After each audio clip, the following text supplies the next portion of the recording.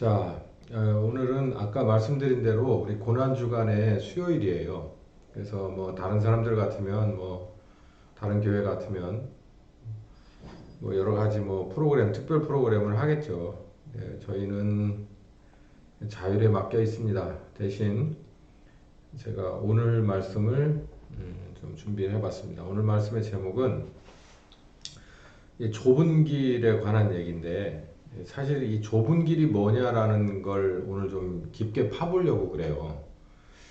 그래서 이 좁은 길은 구원의 길이잖아요. 이 구원받는 길, 좁은 길이고 멸망하는 길은 넓은 길이다.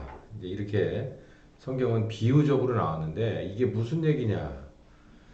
이제 더불어서 어 이제 이 다윗의 그 시편 32편을 놓고 이제 그 얘기하고 같이 좀 이렇게 비교하면서 또 서로 이렇게 연결시켜 가면서 해보도록 할 겁니다.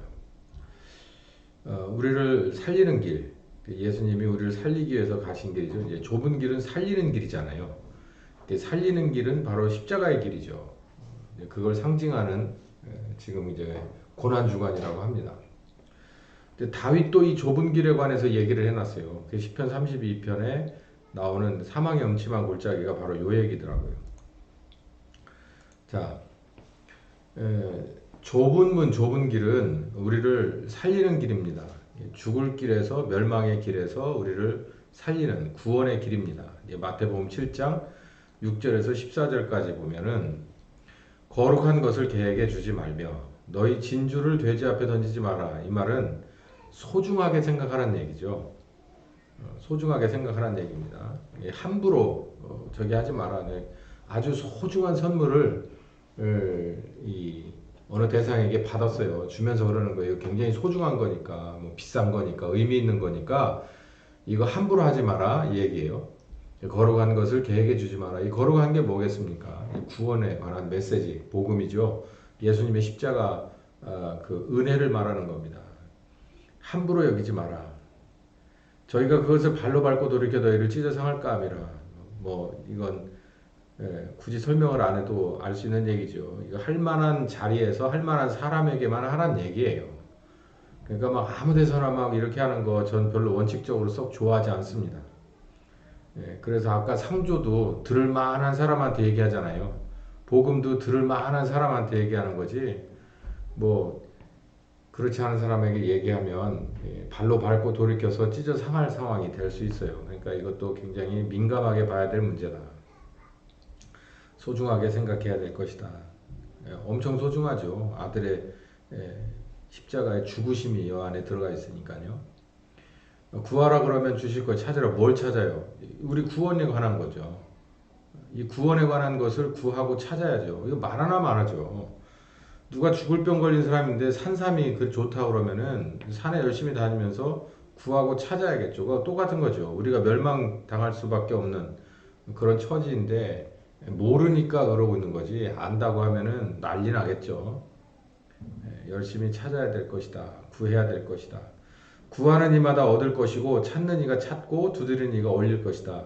그러니까 구하고 찾으면 결국은 찾게 될 것이다. 그러니까 예수님의 십자가에 죽으시고 우리를 구원하시려고 하는 그 하나님의 뜻은 감추어서 우리를 구원 못 받게 하려고 하는 게 아니라 구원받게 하려고 하는 거기 때문에 니네가 열심히 구하고 찾으면 찾을 것이다. 그런데 소중하게 생각하고 함부로 하지 말라는 얘기죠. 너희 중에 누가 아들이 떡을 달라면 돌 주. 이게 이제 상징적인 얘기입니다. 이제 비유를 하는 거예요. 생선이 달라면 뱀 줄 사람이 어딨냐. 너희가 약할지라도 좋은 것을 자식에게 줄 알거든. 하물며 하늘에 계신 너희 아버지께서 거룩하신 아버지께서 구원을 구하는 자에게 살고 싶어서 구원 그리고 아들의 십자가 은혜를 구하는 자에게 좋은 것으로 주지 않겠냐라고 얘기를 하는 거예요. 주겠다는 얘기죠. 13절로 가서 좁은 문으로 들어가라. 그러니까 좁은 문으로 들어가라. 이게 참 이게 비유고 상징이에요. 좁은 문으로 들어가라. 이 좁은 문, 그 다음에 이 넓은 문, 길, 이건 무슨 얘기냐면 좁은 문은 힘들다는 얘기예요. 힘들다는 얘기. 협착하다, 좁다, 힘들다, 고르지 않고 뭐 예상할 수 없고 뭐 배고플 수도 있고 추울 수도 있고 위험할 수도 있고 이런 거가 다 같이 들어있는 단어죠. 우리가 구원받는 게 그렇게 쉽지 않다라는 얘기예요. 누가 쉽다고 얘기를 합니까? 우리를 생명으로 인도하는 이 길이 누가 쉽다고 얘기를 해요. 그런데도 불구하고 여기 그렇게 어렵다고 얘기하고 있잖아요. 그런데도 불구하고 살으려면 니네 이 길로 가야 된다는 거죠. 내가 죽을 병에 걸렸는데 가서 타이레놀 하나 먹고서 낫을 병이라는 건 죽을 병도 아니고 그건 아무것도 아닌 거예요. 그것처럼 약을 찾기가 어렵고 그걸 찾고도 먹고도 엄청 힘들 거라는 거예요. 우리가 이 원죄가. 그래서 이렇게 어렵다고 얘기하고 소중히 생각해라. 그러나 너희를 위해서 예비되어 있다. 주시는 하나님이시다. 찾고 구해라. 이제 요 얘기가 나오는데 정리를 하면 거룩한 하나님의 구원과 그 복음을 소중하게 생각해라. 두 번째 구하고 찾아라. 그러니까 적당히가 아니라 열심히 찾으라는 얘기죠. 하나님이 너희에게 주실 것이다. 구원의 문은 작고 그 길은 좁아서 찾는 이가 적어도 그래도 니네는 살리는 길이기 때문에 열심히 달려가야 된다. 이 얘기를 하고 있는 겁니다. 이래서 우리가 어떤 처지라는 것을 잘 알 수가 있죠. 그래서 이 처지를 실감나게 알지 못하면 신앙생활하기 어렵습니다. 그냥 늘 선택이에요. 그거 힘든데 그냥 그건 그냥 좀 저기 하고 쉬운 길 정도 이렇게 해서 열심히 달려가 보자. 뭐 얼마든지 그렇게 신앙생활에도 뭐라고 안 하는 교회가 많아요. 자, 우리를 살리고자 하는 아버지 하나님이 계획하셨고 아들이 걸어내신 그 길은 혼자 가신 겁니다. 혼자 가신 거예요. 그래서 이사야 53장에 1절부터 거의 끝절까지 보면은 이사야가 그걸 잘 묘사를 해놨는데요. 그 중점은 혼자 가신 거예요. 혼자. 누가 인도해주고 도와주고 따라간 게 아니라 혼자 가신 길이라는 거예요. 그래서 우리는 여기에 초점을 맞추자는 거예요. 색깔 좀 달리 표시한 게 둘이 가면 그래도 조금 덜 어렵습니다. 좀 덜 고독하죠. 혼자 다니는 게 재미를 붙이면 그 붙이기까지가 어렵지. 뭐 혼자도 다닐 만한데요. 이 아들 하나님은 굳이 갈 필요가 없는 길이고요. 사실상 법적으로 가서도 안 되는 길이에요. 그런데도 혼자 가셨어요. 우리를 뒤에다가 쭉 달고 간 것도 아니고 혼자 그렇게 가셨다는 거예요. 이제 그거를 누가 그렇게 절절하게 묘사를 해놨냐면은 이사야 53장이에요. 그러니까 이 말끝마다 뭘 집어넣어 보시면은 이게 감이 확확 살아나냐면 우리가 전한 것을 누가 믿었느냐 라고 할 때 혼자 가신 혼자 걸어가신 혼자 우리를 살리려고 십자가에 죽으러 가신 그 예수님에 관해서 우리가 전했지만 니들 중에 알아들은 사람이 얼마나 되냐 이렇게 보시면은 확 살아나는 거예요. 이 홀로 갔다라는 거죠. 여호와의 팔이 네게 나타났냐? 그는 이런 모습이었다. 연한 순 같고 마른 줄기 같아서 풍채도 없고 모양도 없고 모양이 있어야죠. 풍채가 있어야 세상 사람들 좋잖아요. 보기에 흠모할 만한 게 없어요. 첫인상이 영 개판인 거예요. 에이 그거 뭐 거기서 뭐 좋은 게 나오겠어? 이게 홀로 가신 예수님의 그 모습이다. 그는 실로 우리의 질고를 지고 슬픔을 당했지만 우리가 생각할 때는 받을 거 받는다고 생각했다는 거예요. 그러니까 우리 수준에서 먼 눈에 뭐만 보이는 거죠. 저 하나님의 아들이 저럴 필요가 있나? 굳이 저럴 필요가 있어? 그건 아닌 거고 저 양반 뭐 잘못한 게 있어? 이제 이렇게 생각을 했다는 거예요. 그러면서도 혼자 그렇게 가셨다는 거죠. 알아주지 않았다는 거예요. 굉장히 중요한 얘기입니다. 그가 찔린 것은 그리고 그가 상한 것은 그가 징계를 받은 것은 그가 채찍에 맞은 것은 찔린 것은 상한 것은 징계를 받은 것 채찍에 맞은 것은 우리의 허물 때문이고 우리의 죄악 때문이고 우리가 평화를 누리지 못하는 것 때문이고 우리가 아프기 때문이라는 거예요. 그래서 여기서 이런 거 눈에 확 띄죠. 일단 아픈 사람들에 관해서 우리가 기도할 때 그러잖아요. 예수님의 십자가에 맞으시고 찔리시고 징계를 받으시고 상하신 것, 특히 이 채찍에 맞은 것이 우리의 이 질병을 위해서 그렇게 하셨다는 거예요. 그러니까 이거 보세요. 허물, 죄악, 평안, 그리고 우리의 건강, 나음, 회복이죠. 그 뭐가 더 빠졌습니까? 다 들어갔네요.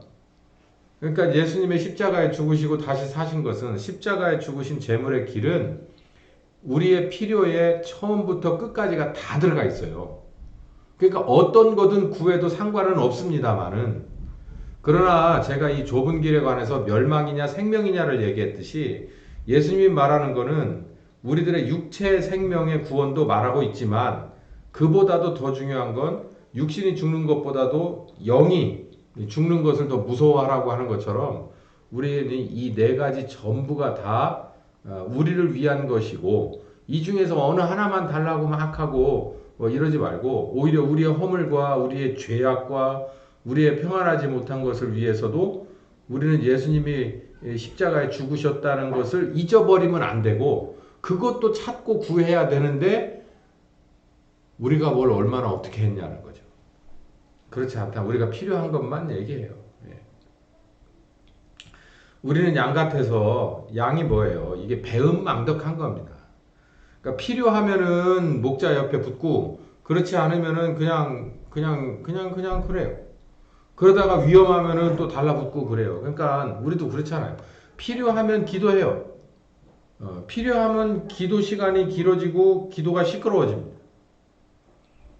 뭐 그거 누가 시키지 않아도 그렇게 돼요. 그러니까 이게 우리 그렇다는 얘기죠.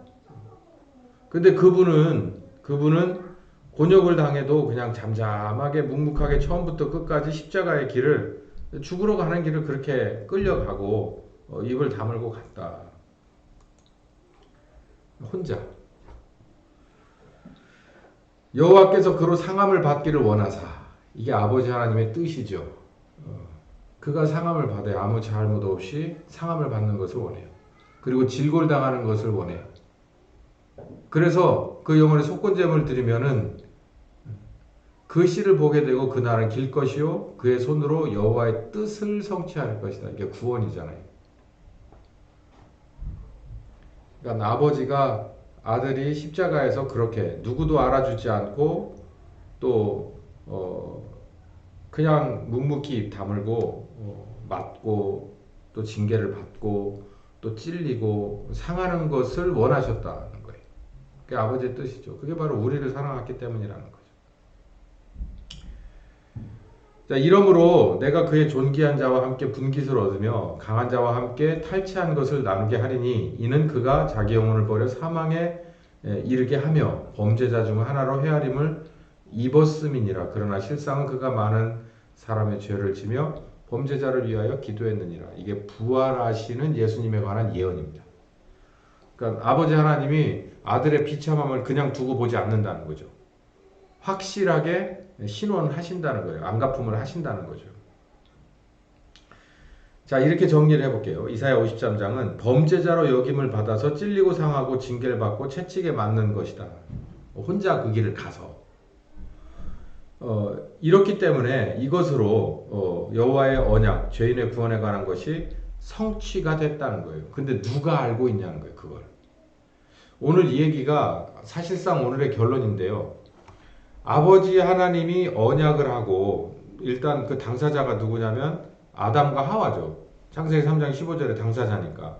그리고 믿음으로 인해서 그 언약이 계속해서 우리에게 유전되어 오고 계승되어 왔던, 그래서 그 맨 말단에 우리가 있다면 우리가 얼마나 아느냐고. 그거 뭐를, 이 언약이 성취된 그 주인공이신 예수님의 이러고 맞으시고 상하고 찔리시고 이렇게 징계를 받으신 것에 대해서 내가 얼마나 아느냐. 그게 무슨 얘기냐면 예수님이 요한복음 13장 34절에 세 계명을 말하고 있는 거예요.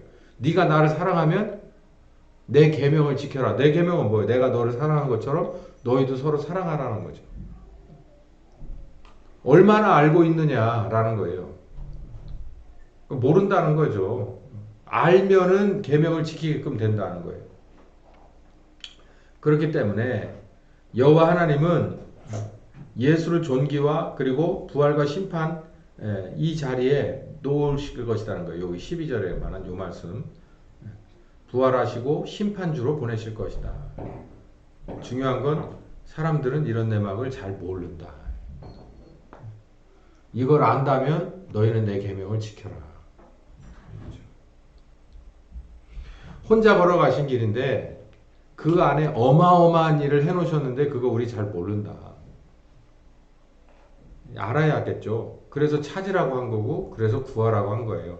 그래서 그걸 알기 위해서 우리는 모르는 채로 아버지 하나님과 그 아들 하나님이 우리를 위해서 해놓으신 것, 우리를 위한 사랑의 결과가 어떤 것이 있는지를 이제 아무것도 거듭나지도 못한 상태에서 모른다고 하면, 그래서 보내주신 성령님과 함께 우리가 거듭난 은혜, 아버지 이름의 침례를 받았으면 그걸 알아 가야 된다는 거죠.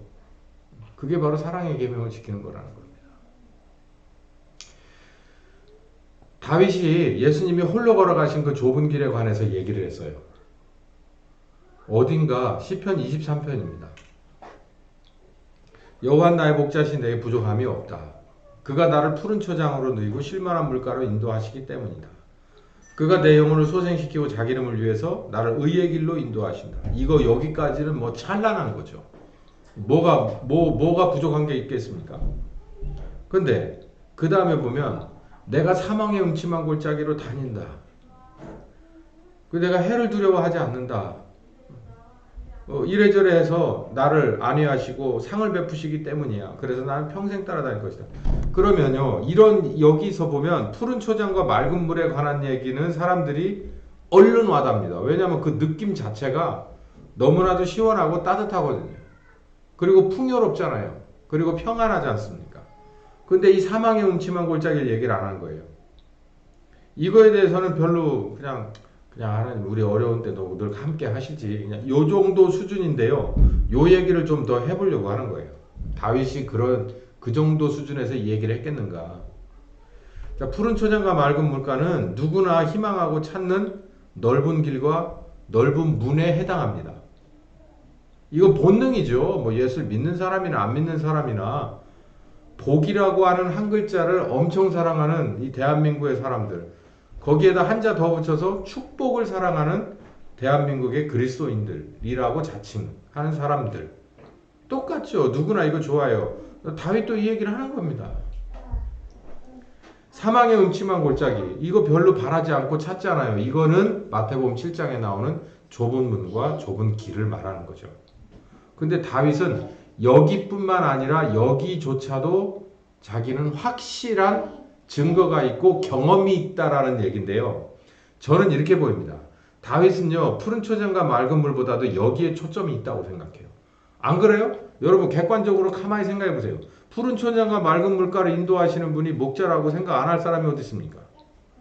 근데 사망의 음침한 골짜기에서도 이렇게 나를 보호하시고 함께 하시고 승리하게 하시는 분이라고 하는 것을 이거 가고 싶어 하지 않고, 여기에 저는 더 초점이 있다고 봐요. 양쪽 모두 하나님은 나의 목자라고 하는 고백인데, 평안하고 안락한 넓은 길뿐만 아니라 오히려 위협적이고 원수가 득실되는 사망의 골짜기에서 나의 목자가 되신다는데 저는 다윗은 더 포인트가 있다고 생각해요. 나도 다윗처럼 그 길을 걸어야 된다. 여기 보니까 아까 읽었던 본문 7장 마태복음 7장 9절부터 11절에 내가 너희에게 최선의 것을 줬다는 거예요. 그러니까 너희가 악할지라도 좋은 것으로 자식에게 줄 알거든 내가 너희에게 주는 게 그렇게 적당한 거 주겠냐라고 하는 거죠. 그러니까 이거가 너희들에게 있어서는, 죄인인 너희들에게 있어서는 내가 줄 수 있는 최선의 것이다라고 하는 얘기를 이렇게 우리가 쉽게 우리 지금 이게 뭡니까? 우리나라 그리고 요즘 시대에는 어울리지 않는 비유죠. 좀 다른 비유겠지만 그때 당시는 이 얘기를 들으면 확 와서 닿는 얘기겠죠. 근데 어쨌든 주제는 그겁니다. 내가 너희에게 주는 이것이, 그러니까 이것이 뭐예요? 상징적으로 말하면 좁은 길 아닙니까? 좁은 길. 좁은 길. 그게 너희에게 최선이야 라고 말하는 거예요.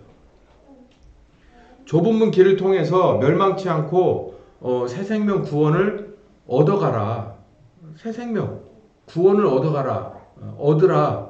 이게 너희에게 주는 최선의 것이야 라고 얘기하는 거죠. 그 좁은 문도 있고 생명으로 인도하는 좁은 문이 있고 그리고 그렇지 않은 멸망으로 인도하는 넓은 문이 있죠.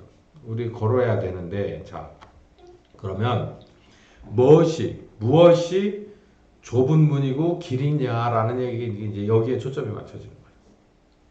다윗은 도대체 사망의 음침한 골짜기라고 말했고, 예수님은 협착하고 찾는 이가 적은 이 좁은 문, 그리고 좁은 길이라고 얘기를 했는데, 도대체 그게 뭐냐, 세부적으로 좀 알아듣기 쉽게 좀 얘기해 보자. 결론적으로 말하면은 이겁니다. 아까도 말씀드렸듯이 하나님이 나를 얼마나 사랑했나를 아는 거예요. 하나님이 나를 얼마나 사랑했나를 아는, 그냥 우리 그냥 속어로 수입니다. 수. 무슨 수가 있어? 이렇게 얘기하잖아요. 하나님이 나를 얼마나 사랑했는지를 아는 방법이 있느냐고요. 아는 수가 있어? 그게 초점이에요.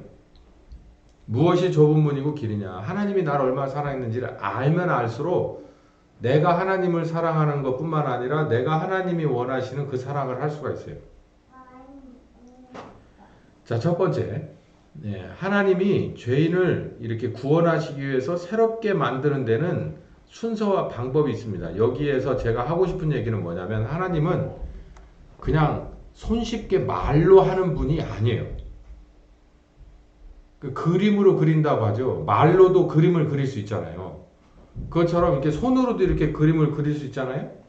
그것처럼 하나님은 그렇게 우리가 봐도 쉬운 방법으로 그냥 그렇게 하지 않아요.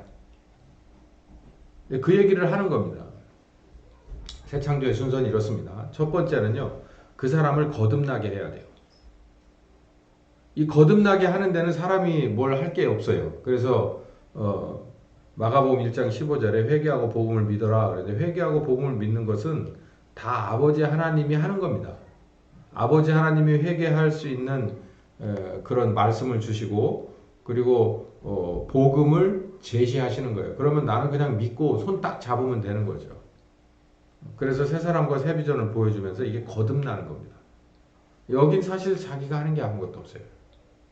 또 할 수 있는 것도 없고, 그러니까 아버지 하나님이 전적으로 은혜를 줘서 하시는 겁니다. 그럴 때 뭐가 보여주냐면, 거듭날 때 대부분 새 비전을 보거든요. 그러니까 이게 아주 이 사람에게 있어서 큰 함정이에요. 첫 번째 함정이 뭐냐면, 글쎄요, 요즘은 그런 경우 별로 없죠. 그래서 오히려 이런 얘기가 뭐 의미가 퇴색될 수도 있는 얘기인데요. 대부분 부흥 집회나 이런 데 가서 첫 번째 은혜 받고 사람이 거듭나고 막 이러는 체험이 있을 때는요, 거의 100% 뭐가 있냐면, 그 사람이 하나님이 나를 얼마나 사랑했고 또 그 더 나아가서 나를 어떻게 할 거다라고 하는 비전을 봐요. 그래서 이렇게 청사진을 보여주죠. 그걸 우리 교회는 대부분 제가 보여주죠. 제가 대신 보고 가르쳐 주죠. 이렇게 해보시는 게 어때요? 저렇게 해보시는 게 어때요? 근데 그거를 대부분 예전에는 성령께서 직접 그 사람을 은혜 주고 여러 가지 통로를 통해서 그걸 보여줬어요. 그러다 보니까 이게 뭐가 문제냐면, 그 사이에서 목사가 개입하기가 힘들어. 그 신앙의 뚝심이라고 하는 이런 거가 첫 번째 시작하는 신앙에서, 신앙의 뚝심이라는 게 뭐가 있어요, 사실. 그냥 굉장히 갈팡질팡하는 신앙인데, 거기서 뭔가 사인을 얻게 되면 이 사람들이 거기에서요, 막 나쁘게 말하면 교만이고 좋게 말하면 고집이 생겨요. 그러니까 모르면 고집이 데려가는 거예요. 겸손하지 못하니까. 그래서 여기서 별일이 다 일어납니다. 그래서 이제 뭐 신학교도 막 가고 막 다 그만두고 막 별일 생겨요. 이럴 가능성이 있죠. 근데 요즘은 뭐 이렇게까지 저기 하는 교회가 거의 없는 걸로 아니까, 그런데 어쨌든 거듭날 때는 새 비전을 보여줘요. 자, 그리고 나면 이 비전을 쫓아서 두 가지 방법이 있습니다. 하나는 본인이 가는 방법이 있고, 두 번째는 하나님이 이끌어가는 방법이 있어요. 이런 얘기는 처음 들어본 것 같은데? 아니, 그거야 당연하죠. 여러분 가만히 생각해 보세요. 집에 예를 들어서 강아지 한 마리를 사가지고 와요. 하다못해 뭐 저기 햇병아리를 하나 사가지고 옵니다. 다 계획이 있잖아요. 그러면 사가지고 올 때 고르잖아요. 골라서 이거 딱 맞다. 내 계획에 맞다. 그러면 그걸 딱 골라서 사와요. 비싸든 싸든. 그래서 그 다음부터 뭐예요? 네 날대로 크라고 놔둡니까? 어디 그런 주인이 어디 있어요? 용도에 맞게끔 먹이고 그리고 씻기고 그리고 훈련시켜서 키우잖아요. 근데 우리 신앙은 어떻게 키우고 커요? 그러니까 그걸 뭐 목사가 하는 줄 아는데 목사가 하는 거는 사실 아주 적은 겁니다. 왜냐하면 목사가 하나님이 아니잖아요. 제가 제 자녀를 키우는 것도 헐떡거리는데 하나님의 자녀를 제가 어떻게 키워요? 그러니까 목사는 그냥 아주 적은 부분을 그냥 이렇게 담당하는 그냥 이렇게 하나님의 양치기 개 같은 거고 그리고 진짜는 하나님이 하세요. 그거 어떻게 하냐고요? 거듭난 사람은 영이 있어요. 영이 있기 때문에 영이신 하나님이 얼마든지 숫자와는 상관없이 그 사람들을 모두 관리할 수 있어요. 근데 이제 여기서부터 차이가 나는 거예요. 목사가 그 성도를 관리하려고 하고 키우려고 하면 문제가 생겨요. 그러면 자기보다 못한 성도를 만들어 놓습니다.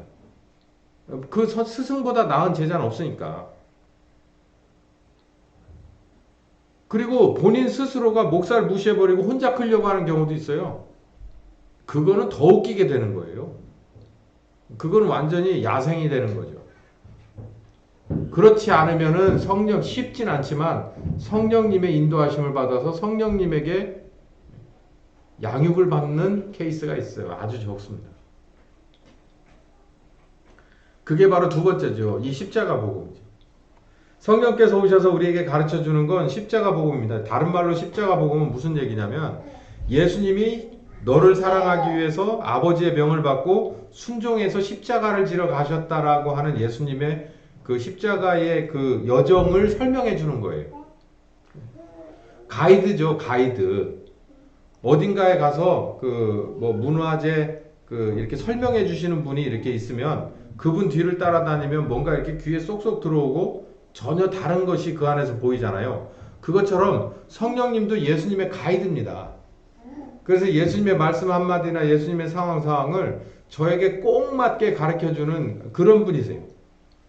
그러니까 거듭난 사람을 이렇게 해서 가르치는 거예요. 누구를? 예수님을 가르치는 거예요. 예수님을 가르친다는 건 아버지 하나님이 너희를 얼마나 사랑했다는 걸 몸으로 보여준 게 예수님이니까 우리한테 아버지 하나님의 사랑을 가르쳐 주는 거죠. 그 예수님을 많이 따라가 보면 예수님을 경험하면 경험할수록 그러려면 성령님과 친하게 지내야 되고 성령님이 주시는 말씀을 민감하게 분별하고 받아들여서 자기를 부인하고 순종하고 따라가 봐야죠. 그 일을 많이 하면 많이 할수록 아버지 하나님이 나를 향한 사랑을 알고 아들의 아들됨을 알아가는 거죠. 그래서 하나님이 누구신지를 알아가는 거예요. 그러면 어떻게 되느냐? 거듭나기 전에 내 속에 있던 옛사람, 그러니까 나 스스로가 주인이었던 그 옛사람을 서서히 말려 죽이는 거예요. 뭐가? 새 사람이 커지면서. 새 사람이 커지면서 옛사람은 죽어가는 거예요. 애들도 마찬가지잖아요. 애들이 저렇게 어려요. 그럼 저만 할 때 애들이 있어요. 그러면 계속해서 시간이 지나면 그 어린 시절의 것은 버려요. 그리고 커면서 계속해서 다른 사람이 돼가는 거예요. 그렇죠. 우리도 마찬가지예요. 거듭날 때는 그냥 아무것도 몰라요. 그냥. 그러다가 점점 철들어가기 시작하는 거예요. 예수님이 어떤 분인지를 알면 성령님의 지도를 받으면 우리는 철들어가게 되죠. 그래서 옛사람이 없어져 갑니다. 급기야는 자기의 모든 것을 드려요. 그러니까 자기의 모든 것을 드렸다? 그러면 누구냐? 아버지 하나님도 자기의 모든 것을 드렸죠. 아들 하나님도 모든 것을 드렸죠. 성령님도 마찬가지잖아요. 그러니까 나도 드리게 된다고요. 아니 하나님이 나를 위해서 모든 걸 다 내놨는데 나는 하나님 앞에 모든 걸 못 내놓는다니 이게 말이 돼요? 뭘 좀 남겨놓을까? 이거는 앞으로도 한참 더 가야 돼. 그러니까 하나님이 나를 위해서 모든 것을 내놨다. 그러면 나도 모든 것을 내놔야지. 이게 바로 아브라함입니다. 하나님이 다 내놨는데 나는 못 내놓냐? 그랬더니 하나님이 뭐라 그러냐면 어허이 친구 됐고 자네 건 가져가게. 내 걸로 해야 되네. 그러고서 수염소 한 마리를 잡아서 준비해 놓은 거. 이걸 여호와 이레 아닙니까? 모두가 드린 사람은, 자기 모든 것을 드린 사람은 결국은 이렇게 써요. 성령님과 함께 동행해서 땅끝까지 그리스도의 증인이 되는 삶을 살다가 가는 겁니다. 그게 사도행전부터 나오는 모든 믿음의 선배들이 그렇게 간 거예요. 우리도 그렇게 가면 됩니다. 이걸 정리를 해보면 하나님은 우리를 불러요. 콜링. 부릅니다. 아무것도 할 수 없는 희망 없는 자를 불러요. 거듭남이죠. 그리고 만들어요. 당신 스스로 당신의 아들의 복음을 가지고 만들어요. 그리고 다 키웠으면 이제 쓰시는 단계까지, 함께 안식에 들어가는 데까지 가는 거예요. 새 창조의 방법 첫 번째, 이게 개종, 자기의 종자가 바뀌는 거죠. 나의 옛사람에서 새로운 사람 하나가 이제 새로 태어나는 겁니다. 거듭남, 부르심, 그 뭘로? 아버지의 말씀으로. 그 부르시는 단계는 사람이 하는 게 없어요. 그냥 아버지의 말씀이 이게 와서 내 마음속에 쑥 들어오셔야 이게 해결되는 겁니다. 그리고 나면 이제 두 번째인데, 여기서 좀 지루한 게 있죠. 이제 새롭게 그 사람을 만들어요. 그래서 그 사람을 이제 완전히 싹 다 개조해 버리는 건데, 전혀 다른 사람을 만드는 거예요. 껍질만 그냥 놔둔 채로 싹 다른 사람을 만들어 놓는데, 그걸 어떻게 하냐? 인자의 피와 살을 먹이고 마시게 만들어서 그럽니다. 자, 이게 굉장히, 이게 뭐랄까요? 이 무시무시한 비유인데, 인자의 피와 살을 먹어서 예수님의 피가 내 것이 되는 것을 말하는 거예요. 그건 어떻게 해서 할 수 있냐면, 영이신 하나님께서 아주 가르쳐 주시는 전문 선생님이 와서 우리를 가르쳐 주면 됩니다. 그러니까 가르쳐 준다고 하니까 선생이 애들을 가르치는, 학생을 가르치는 이 가르침을 생각을 해요. 그거하고는요, 차원이 달라요. 이 가르침은. 그러니까는 목사가 가르치는 사람이라고 생각을 해요. 제가 여러분을 가르친다고 생각을 해요. 그러니까 이런 얘기 하잖아요. 야, 네가 나를 가르치려고 하냐? 이거는요, 제 권위를 가지고 여러분에게 가르친다고 해도 여러분이 다 이걸 받아들일 줄 아세요? 그러고 싶어도 여러분 속으로 뭐냐면, 저 양반이 날 가르치려고 그러네. 만약에 우리 교회에 80 넘으신 장로님들이 쫙 있고 권사님들이 쭉 많으면 처음에는 이쁘고 귀엽다가도 나중에 저것이 날 가르치려고 드네. 아니, 애들도 마찬가지예요. 여기 지금 꼬맹이들 저 여럿 있잖아요. 쟤들한테 뭐라고 하면 쟤들이 속으로 그럴 거예요. 지네 언어로. 저 양반이 날 가르치려고 그러네. 왜 그런 줄 아세요? 저도 사람이고 상대방도 사람이기 때문에. 근데 이런 얘기가 전혀 나오지 않고 무조건 물이 위에서 아래로 흘러대고, 그리고 물이 들어갔으면 그냥 확 흡수돼 버리듯이 이렇게 돼 버리는 게 이 가르침이 뭐냐면, 하나님이 사람을 가르치는 거예요. 여기에는 이의가 없어요. 이게 첫 번째 가르침이, 이게 회개하고 복음을 믿게끔 아버지 이름의 침례가 그 말씀이 기고, 두 번째는 보혜사 성령께서 오셔서 이제는 막 이 큰 바윗돌을 막 이리 뒤붙이고 저리 뒤붙이고 하는 게 아니라 아주 작은 것 하나하나를 골라내고 다시 만들어서 끼워 넣고 하는 작업이에요. 이 벽돌을 쌓는 작업이 똑같아요. 그 작업을 하나님이 하신다고요. 이 아주 전문적인 선생님이 와서 하는데, 이제 그 얘기를 제가 좀 자세하게 해볼게요. 요한복음 6장 51절에서 55절까지는 니들이 내 피와 살을 먹고 마셔야만 너희 속에 생명이 있다라고 얘기한 장면입니다. 이게. 그러니까 맑게 못 알아듣고 어떻게 지 살점을 떼어서 나를 주고 지 피를 빼서 우리 보고 먹인다는 거야 라고 막 군시렁군시렁 하는 이런 수준 안 맞는 애들이 그 당시에 있었다는 얘기예요. 그러면 요한복음 15장 26절에 보면, 내가 아버지께로서 너희에게 보낼 보혜사 곧 아버지께로서 나오시는 진리의 성령이 너희에게, 그분이 나를 증거하실 것이라는 거예요.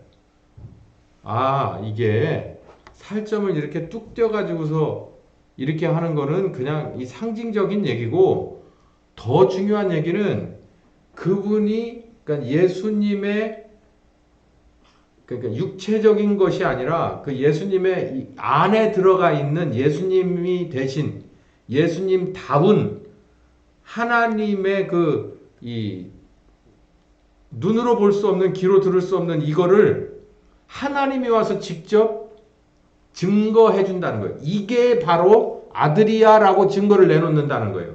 그럼 뭐가 그렇게 하겠냐고요. 얘긴 간단하잖아요.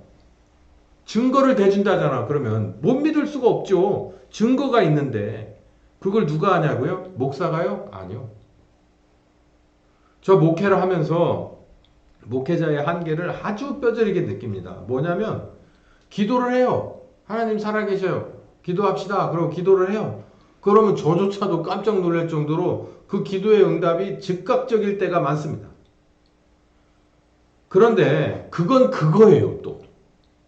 그리고 또 내 문제는 또 내 문제대로 산적한 그 문제가 별로 진전이 없어. 그거 저도 별로 다르지 않아요. 이건 기도해야 될 문제구나. 그러고 언제부턴가 그냥 자연스럽게 이거는 그냥 무릎 꿇고 기도해야 돼. 우리 같이 기도해야 돼. 이것까지는 쉽게 들어가는데 그래서 뭔가 응답이 오잖아요. 그러면은 그 다음 거가 좀 거기에 맞춰서 많이 변해야 돼요. 생각도 말도 그리고 가치관도 바뀌고 이래야 되는데 그게 쉽게 바뀌질 않아요. 그건 그냥 한낱 그 기도에 그리고 또 원위치로 또 돌아가는데 너무너무 쉽게 들어가요. 근데 영이신 하나님이 오셔서 아들에 관해서 증거를 하는데 뭘 증거를 하느냐. 자, 여기 보세요. 여기 참 복잡한 듯 하면서도 이해하면 정말 철저한 말씀이 있습니다. 제가 아까 말씀드린 이 사랑의 계명 얘기인데 요한복음 14장 15절부터 29절 가면 사랑의 계명의 준수를 통해서 새롭게 만들어요. 누구를? 죄인을. 그러니까 이 사랑의 계명이라고 하는 것을 뚝 던져줍니다. 그러니까 요한복음 13장 34절이니까 여긴 14장이잖아요. 그 전에 예수님이 내가 너희에게 계명 하나를 줄게. 새로운 건데 이걸 잘 들어봐라. 그리고 뭐라고 말씀하시냐면 내가 너희를 사랑한 것처럼 너희도 서로 사랑해라. 야, 이거 어렵다. 계명은 반드시 준수를 해야 되잖아요. 그런데 여기 이제 그게 풀리는 말씀이 요한복음 14장부터 나옵니다. 너희가 나를 사랑하면 나의 계명을 지킬 것이다. 왜냐하면 지키라고 하셨으니까. 명령하셨으니까. 근데 이 계명을 지키는데 왜 보혜사가 나오냐고요. 여러분 이 상관관계가 이해가 되세요? 계명을 지키는데 왜 보혜사가 나옵니까? 예를 들면 너희는 주초를 멀리하라. 주초를 금해라. 그러는데 보혜사 성령이 거기 왜 나와요? 너희 이방인과 혼인하지 마라. 그랬으면 왜 거기 보혜사 성령이 나옵니까? 다른 신을 섬기지 마라. 근데 왜 거기 보혜사 성령이 왜 나와요? 계명인데 그 13번째 계명이 이 11번째 계명이 바로 이 내가 너를 사랑한 것처럼 사랑의 계명인데 너희도 서로 사랑하라는 사랑의 계명인데 왜 보혜사 성령이 거기 툭 하고 나오냐. 이 계명 얘기는 너무너무 어려운 얘기라서 일단 여기다 이렇게 선언적으로 해놓으시고 이 계명을 준수하는 것이 이런 거다라고 하는 것을 가르쳐주기 위해서 일단 보혜사 얘기가 나와요. 보혜사는 누구신지 알았죠? 누구냐면은 바로 나를 증거하실 예수님을 증거하실 분이 보혜사 성령이라는 걸 알았는데 그 보혜사 성령께서 오셔서 뭐를 알게 주냐면은 내가 아버지 안에 너희가 내 안에 내가 너희 안에 있는 것을 너희가 알 것이다. 그러니까 내가 하나님 안에 있구나. 하나님이 내 안에 계시구나. 라는 것을 누굴 통해서 하냐면 보혜사 성령을 통해서 알 수 있게끔 된다는 거예요. 자, 이거면 답이 다 나왔는데 계명을 준수하라고 그러면은요. 인간적으로 대들면 안 된다는 겁니다. 근데 보혜사 성령께서 오셔가지고 그 가운데 뭔가를 해요. 그러니까 여기 보면 여기 전 페이지에 보면은 15장에 보면은 증거한다고 되어 있잖아요. 예수님을 증거하는 일을 보혜사 성령께서 하시면 결국은 내가 뭘 하냐면 내가 하나님 아버지 안에 아들 하나님 안에 그리고 아버지와 아들이 내 안에 있구나라는 것을 내 스스로가 알게끔 된다는 거. 다른 말로 바꾸면 아버지가 나를 얼마나 사랑했는지 아들이 나를 얼마나 사랑했는지를 내가 알게 된다는 거예요. 그 사랑을 알게 된다는 거예요. 그래서 결국 뭐가 되냐면 계명을 지키게끔 된다는 거예요. 자, 좀 더 가봅시다. 계명을 지키는 자라 날 사랑하는 자가 맞지? 그러면서 나도 그를 사랑하여 그에게 나타날 것이다 이렇게 얘기하고, 우리가 저에게 와서 거처를 저와 함께 할 것이다. 계명 준수, 사랑을 알게 되면 하나님과 하나가 되게 된다는 거예요. 그러니까 우리가 이 하나교회가 우리 교회 이름이잖아요. 하나님과 하나 될 수 있는 것은 어디에서 완벽하게 하나가 되냐면, 성령님과 하나가 되는 건 사실상 이제는 알고 봤더니 중간이에요. 하나가 되어가는 과정일 뿐이에요. 그러면 성령님과 하나 되어 예수님에 관한 증거를 계속해서 얻다 보면 결국은 어디에 가서 귀결이 되느냐면, 아버지와 아들이 나를 얼마나 사랑했는지를 알고 내가 그 사랑의 계명을 준수하는 사람이 되는 데까지 가게 된다. 그래서 거처가 하나예요. 거처는 뭡니까? 이거 어쩌다 지나다니다 서로 만나서 차 마시고 헤어지는 게 아니고, 거처는 365일 그냥 같이 있는 것을 말하는 거죠. 그러니까 내가 아버지 안에, 아버지가 내 안에, 아들이 내 안에, 내가 아들 안에. 그래서 내 삶 자체가, 내 삶의 전부 영역이 하나님의 영역이 돼버리는 거예요. 이게 굉장히 무서운 거가 뭐냐면, 이런 사람이 예를 들어서 우리나라 대기업의 회장이라고 생각을 해보세요. 내 삶의 전 영역이, 그 사람의 영역이 얼마나 넓은데, 그거 뭐 별거 아니게 생각해 볼까요? 이런 데서 요양원 하시는 분이 예를 들어서 이런 분이라고 생각해 봐요. 그러면 그 요양원의 영역이 작은 것 같아 보여도 거기에는요, 하나님이 정말 이 세상 어떤 것보다 사랑하는 영혼들이 엄청 많습니다. 그러니 이게 영역이 작은 게 아니죠. 물건 만들어 파는 것만 있는 게 아니에요. 그 영역하고 이건 또 비교할 수 없는 영역이잖아요. 이게 하나님이 이 세상을 완벽하게 승리하고 사탄의 머리를 깨버리고 완전히 하나님의 나라를 구현하는 방법이 이렇게 철저하다는 거예요. 그러니까 쉽지 않다고 얘기하잖아요. 어렵다. 그러나 너희는 찾고 구해야 될 것이다. 그렇지 않으면 멸망길로 가게 될 것이다 라는 얘기를 계속 하는 거죠. 보혜사고 아버지께서 내 이름을 부르신 성령, 그가 너희에게 오셔 모든 것을 가르치고 내가 너희에게 말한 모든 것을 생각나게 하실 것이다. 내가 너희에게 평안을 줄게. 세상이 줄 수 없는 평안을 줄게. 그리고 내가 갔다가 너희에게로 다시 온다. 이거는 재림주를 말하는 게 아니죠. 다시 이게 이제 정리를 해볼게요. 보혜사가 예수님이 전해준 아버지의 말씀을 우리에게 가르칩니다. 이 말씀을 하늘 천 따지, 마태복음 5장 3절 뭐 심령이 가난한 자는 따라서 해봐, 써봐, 10번 써봐, 외워봐, 쪽지 시험 보고, 이거 가르치는 게 아니에요. 예수님이 전해준 아버지의 말씀을 성령님이 증거해주는 방식이 있습니다. 그게 뭐 때로는 뭐 외워야 될 것도 있을 수 있지만 그건 사실상 아주 미미하고요. 나머지는요, 사람은 그걸 어디에 가르치냐면 이 머릿속에 가르쳐요. 그리고 마음속에서 뭔가를 하게끔 하는 영역은 아주 지극히 일부분이에요. 근데 하나님은 어디에 작용하게 하느냐면 영에 작용하고 마음속에 작용을 하게 해요. 그리고 나서 내가 순종하는 것은 행동으로 나오는 거예요. 그러니까 얼마나 성령님이 내 영을 가르쳤고 내 마음을 사로잡아서 가르쳤느냐는 무엇으로 바로메타가 되냐면 내 행동이 얼마나 바뀌었느냐에 따라서입니다. 보혜사가 가르쳐요. 무엇을? 예수님이 우리에게 전해준 아버지 하나님이 너희를 얼마나 사랑하는지를 가르쳐요. 그러니까 성령님이 우리를 가르치는 방법은 정말 기상천외한 방법입니다. 그리고 사람이 가르치는 거하고는 아예 차원이 달라요. 사람이 가르치는 건 오늘 아침에 얘기해줘도 이따 점심때 시험 보면 잊어버려요. 근데 성령께서 가르쳐주는 건 그렇지 않습니다.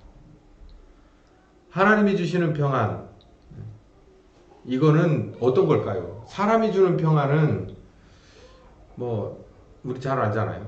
그런 평안하고는 좀 다르죠. 하나님이 주시는 평안이 있고 여기 평안을 너희에게 끼친다. 뭐 보혜사 성령께서 오셔서 예수님에 관해서 우리가 배우고 아버지 하나님의 사랑에 관해서 배우게 되면 우리는 평안을 얻게 된다는 거예요. 그러므로 너희는 근심하지 말고 두려워하지 마라. 근데 이것도 참 묵상해 보면 그래요. 우리들의 근심과 두려움은 한도 없고 끝도 없습니다. 정말 이 두려움과 근심이 특기예요, 저는. 그런데 가만히 이렇게 비율적으로 생각을 해보면 두려움과 근심으로 인해서 뭔가가 이게 해결되거나 축소되거나는 안 돼요. 결국은 하나님이 거기 개입해서 결정적인 상황에 하나님께서 이거를 하나님이 원하는 방향으로 틀어놓거든요. 근데 그러면서도 이게 쉽게 이게 상쇄가 되지 않아요. 그냥 무시해버리고 믿음으로 하나님이 주시는 평안을 꼭 붙잡고 나가야 되는데 그러니까 좁은 길인 거죠. 심판의 주님을 재림하기 전에 말씀으로 하나가 된다는 거예요. 이 말씀이 굉장히 중요한 말씀입니다. 내가 갔다가 너희에게로 온다라고 얘기했는데 이게 사람들은 재림주로 오셔서 그러니까 심판하실 재림주로 오시는 것을 마지막 때 오시는 것을 생각할 줄 몰라요. 그런데 그렇지 않습니다. 예수님께서 십자가를 지시고 3일 만에 부활하셔서 부활하신 주님으로 제자들에게 온 거죠. 자, 그러면 부활하신 주님은 40일 동안 제자들과 함께하고 승천하셨어요. 그러면 지금 이제 예수님 따라잡기 우리 했잖아요. 그러면은 이제 지금 우리 세대는 벌써 승천하신 지가 벌써 몇천 년인데 그러면 우리는 지금 어떤 주님이 오시긴 하나? 오셨나? 뭐 어떻게 받아들여야 될까라는 거죠. 여러분 어떻게 생각하십니까? 이거는 말씀과 진리입니다.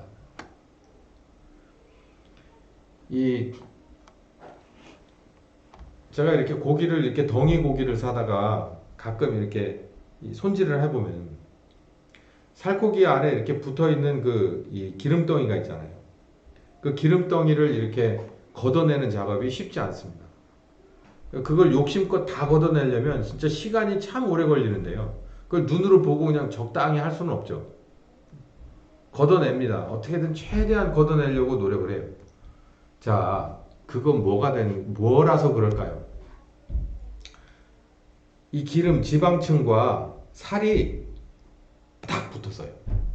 그래서 이거를 어떻게 이렇게 라면 봉지 이렇게 뜯듯이 이렇게 뜯을 수가 없는 거잖아요. 그래서 그거를 아주 예리한 것을 이렇게 집어넣어서 그 하나 된 것을 정말 빈틈이 없이 하나가 딱 떼버린 거예요. 지방과 이런 살이 하나가 딱 떼버린 거예요. 그것처럼 여기에 내가 갖다 너에게 다시 온다는 이 말씀은 부활하신 예수님, 승천하신 예수님이 한참 된 지금도 우리에게 무엇과 같으냐면 그러니까 예수님의 말씀과 예수님이 우리에게 가르쳐 주시는 이 성령님을 통해서 가르쳐 주시는 진리는 이 세상의 가치관을 말하거든요. 그러니까 진리를 알면 너희가 자유해진다는 거예요. 진리를 알면요, 해법이 다 답이 나오거든요. 이건 답이 뭐가 우선순위고 뭐가 중요한 것에 대한 답이, 그리고 그건 왜 그런지에 대한 것이 다 있기 때문에 그 진리와 예수님의 말씀이 우리에게 이렇게 뗄래야 뗄 수 없이 하나가 돼버리는 거예요. 그냥 어느 덩이고기에 지방층과 이것처럼 이런 식으로 보이는 게 아니고 아예 흡수되어 버려서, 그러니까 하나됨이죠. 내가 아버지 안에, 아버지가 내 안에 돼버리는 거예요. 그러니까 내가 갖다 너희에게 온다라고 하는 이 말씀이 지금은 더 실감나는 때죠. 심판의 주름을 쟁망하기 전에 말씀이신 주님이 성령님의 우리에게 조명해 주시는 것을 따라서 우리 속에 그냥 녹아들어 버리는 거예요. 우리가 그 말씀 안에 녹아들어 버리는 거죠. 분리 안 되는 거죠. 이게 좁은 길입니다. 이게 우리를 살리는 길이에요. 저는 이렇게 감히 말씀드립니다. 결국은요, 하나님은 이 모든 것을 알죠. 우리들의 사람이 셋인데 우리의 영과 그리고 우리의 마음과 우리의 몸이, 행동의 몸이 모두가 하나님이 보시는 그 커트라인에 다 맞아야 돼요. 영은 거듭남으로, 마음은 새롭게 바뀜으로, 행동은 거듭난 영과 바뀐 마음에 부응하는 행동으로 하나님이 보실 때 그 커트라인에 딱 맞아야 돼요. 그런데 그렇게 하시려고 작정한 바로 예수님의 십자가의 죽으심과 성령님이 오셔서 예수님을 조명하고 가르쳐 주셔서 우리를 거듭나게도 하고 마음을 바꾸고 행동을 바꾸게 해서 우리를 구원하시려고 하는 그 계획이 쉽지 않습니다. 그래서 오죽하면 예수님도 찾는 이가 적어. 근데 내가 너희에게 주는 악한 너희들, 악한 부모들이라도 자식 새끼 좋다고 그래서 좋은 거 줄 아는데 내가 차마 너희들에게 주는 것이 그렇게 저질이 아니다라는 거죠. 그러니까 우리는 각오를 새롭게 해야 돼요. 고난주간입니다. 뭐 하십니까? 뭐 하고 일주일 보내고 계십니까? 이 동영상을 보는 특별히 우리 이 하나교회 이 모두는 뭐 하고 계십니까? 여기 보니 멸망으로 인도하는 길 사람들이 많이 간다고 그랬습니다. 다윗은 그걸 푸른 초장과 맑은 물로 말하고 있어요. 그거 싫어하는 사람이 어디 있어요? 사막의 음침한 골짜기 가자 그러면은 갈 수 있겠냐? 다음에 갈게요.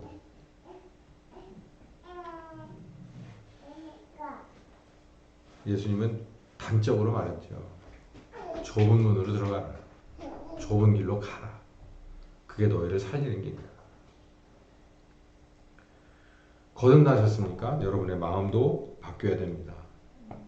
그리고 여러분의 행동도 거기에 준하는 여러분이 다 돼야 됩니다.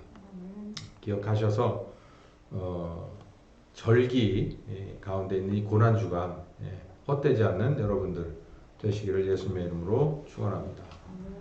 감사하신 주님, 오늘도 귀한 말씀 주셨습니다. 이 말씀을 잘 듣고 깨달아 더 묵상하고 들어가서 정말 주님과 나 사이는 뗄래야 뗄 수 없는, 구분할 수 없는 그런 한 몸이 다 되어서 우리 주님이 이미 오셔서 내 삶 속에서 바로 내 영역이 당신의 영역이고 당신의 영역이 내 영역이 되는 우리의 모두가 우리 교회가 되게 하여 주시옵소서. 예수님의 이름으로 기도했습니다. 아멘.